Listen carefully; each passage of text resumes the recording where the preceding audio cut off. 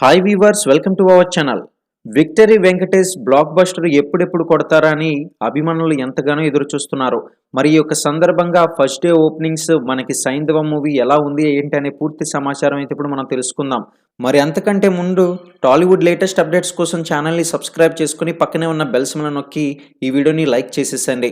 ఇకపోతే విక్టరీ వెంకటేష్ కొత్త సినిమానే సైంధవం.